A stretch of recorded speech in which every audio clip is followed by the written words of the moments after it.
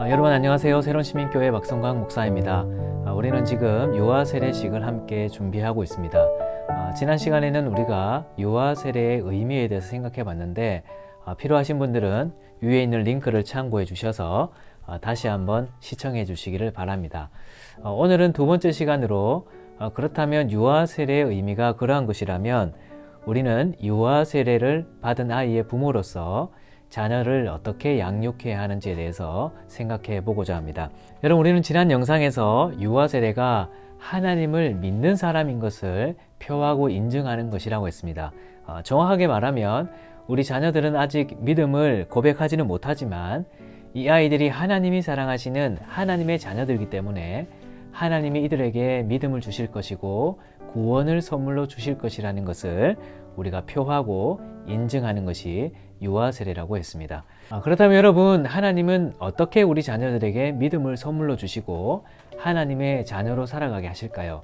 로마서 11장이 그 답을 제시해 주고 있는데요. 우리 함께 읽어보도록 하겠습니다. 믿음은 들음에서 나며 들음은 그리스도의 말씀으로 말미암았느니라. 아멘. 그러니까 여러분, 성경은 이 믿음이 우리에게 선물로 주어지는 것인데 하나님이 이 믿음을 우리에게 선물로 주시는 수단이 있다고 가르칩니다. 무엇입니까? 바로 말씀을 듣는 것입니다. 하나님의 말씀을 듣는 것이고 우리 예수님을 통해 주어진 복음의 말씀을 우리가 듣는 것이죠. 여러분, 이것이 하나님이 우리 자녀들에게 믿음을 주시는 수단입니다. 어느 날 문득 우리 자녀들이 하나님을 알게 되고 믿게 되고 어느 날 문득 우리 자녀들이 하나님을 사랑하고 또 그의 말씀대로 살아가게 되는 것이 아니라 하나님의 말씀을 들음을 통해 우리 자녀들이 하나님을 알게 되고 믿음을 갖게 된다는 것입니다. 그렇다면 여러분, 우리는 어떻게 우리 자녀들을 양육해야 할까요?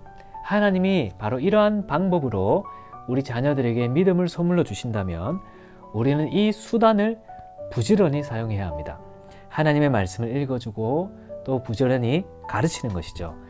저희 가정 같은 경우는 부족하지만 성경책, 아이들 성경책으로 자기 전에 읽어주려고 하고 있고 또 교회에서 함께 구매한 이런 책들을 통해서 우리 자녀들에게 성경을 읽어주고 있습니다.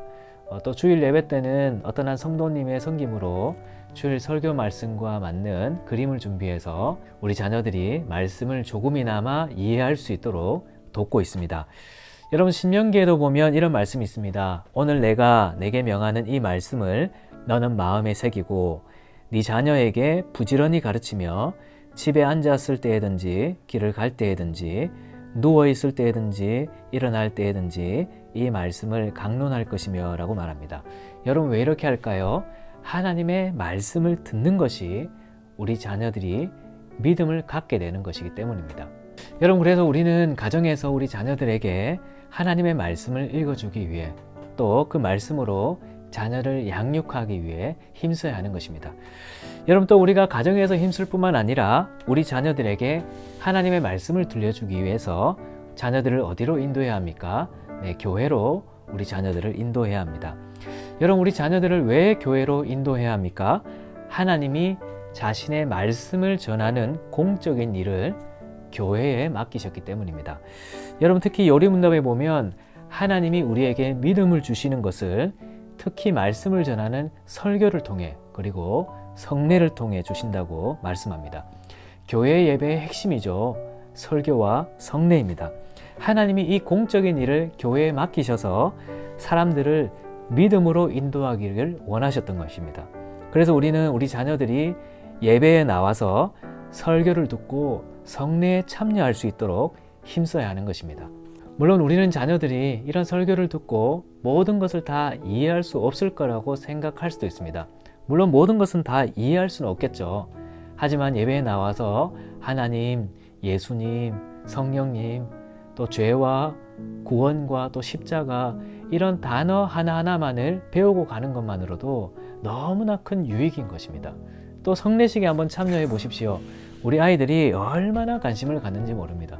또 자기는 왜 안 주냐고 막 물을 거예요.